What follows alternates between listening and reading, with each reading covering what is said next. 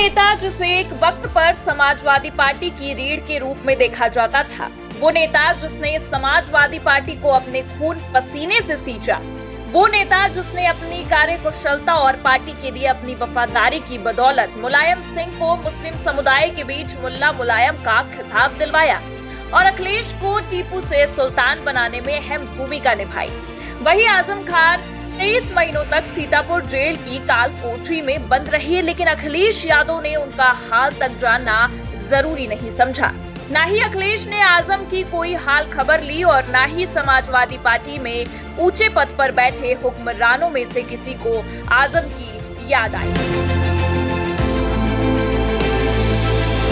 फिलहाल अब आजम खान सीतापुर जेल से बाहर आ चुके हैं और सियासतदानों की तरफ से सियासी तीर छूटने भी शुरू हो गए हैं। कोई आजम का सगा बन रहा है तो कोई उनको लेकर पाला बदलने के कयास भी लगा रहा है। इसी कड़ी में यूपी के उप मुख्यमंत्री केशव प्रसाद मौर्य का बयान भी सामने आया है। मौर्य ने आजम के अब तक के सियासी वर्चस्व पर कुठाराघात करते हुए ये कह दिया है कि आजम खान सपा में रहे या बसपा में, उनकी हार अब तय है। केशव मौर्य का ये बयान आजम की रिहाई के बाद आया। उन्होंने अपने एक्स पर पोस्ट करते हुए आजम के साथ साथ विपक्ष पर भी तीखा तंज किया। उन्होंने लिखा कि आजम खान चाहे सपा में रहे या फिर बसपा में जाए, सपा बसपा दोनों की 2027 में हार तय है। अब जब प्रदेश के डिप्टी सीएम भी ये बात कर रहे हो कि आजम सपा में रहे या फिर बसपा में जाए, तो एक बात तो साफ है कि आजम के पाला बदलने को लेकर सियासी गलियारों में चल रही चर्चा फिजूल तो नहीं है। फिलहाल आजम का इन सभी अटकलों पर क्या कुछ कहना है, आप खुद सुनिए।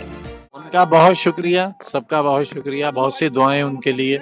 सर अभी भी बहुत सारी स्पेकुलेशन चल रहे थे कि बीएसपी ज्वाइन करने के तमाम स्पेकुलेशन चल रहे थे, इस पर क्या कहना चाहेंगे? देखिए, ये तो वही लोग बताएंगे जो एक्सपेक्टेशन, वो क्या कहा आपने, जो लोग अनुमान लगा रहे हैं वही लोग बता पाएंगे। मैं तो सर अभी अखिलेश यादव ने भी कहा, क्योंकि जेल में किसी से मुलाकात नहीं होती थी, फोन करने की भी मुझे इजाजत नहीं थी, कोई राब्ता हो ही नहीं पाता था किसी से। तो 2 साल ये और 3 साल पहले 5 साल तो मैं बिल्कुल आउट ऑफ टच रहा, जानता ही नहीं बाहर की दुनिया है क्या। आजम की बातों से ना ही ये कहा जा सकता है कि वो सपा छोड़कर कहीं जा रहे हैं और ना ही इस बात की कोई गारंटी है कि वो सपा के साथ ही बने रहेंगे। इन हालातों में उनका पक्ष भी जानना बहुत जरूरी हो जाता है। जिनकी पार्टी के लिए आजम खान एक वक्त पर सबसे बड़े सियासी रहनुमाओं में से एक थे। आजम खान सपा के उन हुक्मरानों में से एक थे जिनका अपना अलग वर्चस्व था। आजम ही वो शख्सियत थे जिसकी वजह से प्रदेश के मुस्लिम वोट सपा के दामन में गिरते थे, लेकिन आजम की इस मुश्किल घड़ी में अखिलेश ने उन्हें तन्हा छोड़ दिया। फिलहाल सुनते हैं कि आजम की रिहाई को लेकर अखिलेश यादव ने क्या कुछ कहा है। आज ही हम लोग देख रहे हैं कि समाजवादी पार्टी के नेता आदरणीय आजम खान साहब, उनकी भी रिहाई हो चुकी है। इसके लिए मैं कोर्ट को धन्यवाद देना चाहता हूं और यही हम समाजवादियों का भरोसा था कि कोर्ट न्याय करेगा और उन्हें न्याय मिलेगा। हमें उम्मीद है कि आने वाले समय में एक भी झूठा मुकदमा या इस तरह का सरकार जो लगातार भारतीय जनता पार्टी की और वहां का विधायक, खासकर जो रामपुर का विधायक, वो भारतीय जनता पार्टी के लोग मिलकर के और एक ऐसा अधिकारी जिसको एक्सटेंशन पे एक्सटेंशन पे एक्सटेंशन पे एक्सटेंशन पे एक्सटेंशन कम बोला है मैंने, लगातार मिला है, वो अन्याय नहीं करेंगे। हमारे समाजवादियों के लिए खुशी का समय है कि जहां पर वो आज रिहा होकर के आज जेल से रिहा हुए हैं। वो आजम की रिहाई के बाद बयानबाजी का ये सिलसिला महज राजनीति के अखाड़े तक ही सीमित नहीं रहा, बल्कि कुछ उलेमा भी सामने आए और आजम के समर्थन में अखिलेश यादव पर जमकर निशाना साधा। मौलाना शहाबुद्दीन रजवी बरेलवी ने तो अखिलेश को एहसान फरामोश करार दिया और ये तक कह दिया कि आजम खान को खुद की नई पार्टी बना लेनी चाहिए ताकि अखिलेश को उनकी हैसियत का अंदाजा लग सके।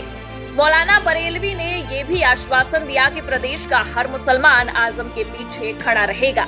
आज हमें बेहद खुशी हो रही है कि आजम खान साहब 13 महीने के बाद जेल से रिहा हो रहे हैं, मगर वहीं सबसे बड़े दुख की और अफसोस की बात यह है कि जिस समाजवादी पार्टी को उन्होंने खून और पसीने से सींचा, मास्टर मुलायम सिंह को मुल्ला मुलायम सिंह बनाया, उनके फर्जंद अखिलेश यादव को टीपू से सुल्तान बनाया, उस शख्सियत का साथ अखिलेश यादव ने छोड़ दिया।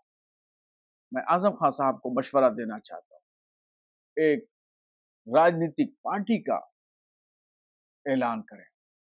उत्तर प्रदेश का मुसलमान आजम खान के पीछे नजर आएगा।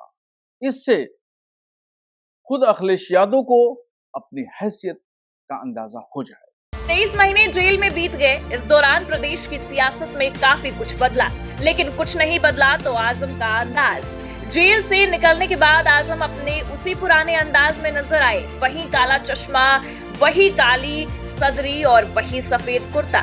लेकिन ये बात नहीं साफ हुई कि क्या पार्टी भी वही पुरानी होगी, क्योंकि कयास ये लग रहे हैं कि शायद आजम बसपा के पाले में भी जा सकते हैं या फिर नगीना सांसद चंद्रशेखर आजाद के साथ कुछ समय पहले देखी गई उनकी नजदीकी यूपी की सियासत में कोई नया मोड़ लेकर आएगी।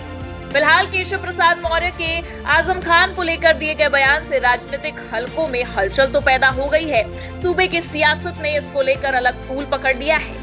देखना दिलचस्प होगा कि केशव की ये भविष्यवाणी 2027 में कितनी सही साबित होती है। क्या केशव के कहे अनुसार सपा और बसपा दोनों के अंदर 2027 में हार का मातम देखने को मिलेगा, या किसी अरसे से पस्त पड़ी बस्ती में जान फूंकने के अपने जज्बे के साथ आजम खान एक बार फिर यूपी की सियासत के बेताज बादशाह बनकर उभरेंगे। डेस्क रिपोर्ट, आज की खबर।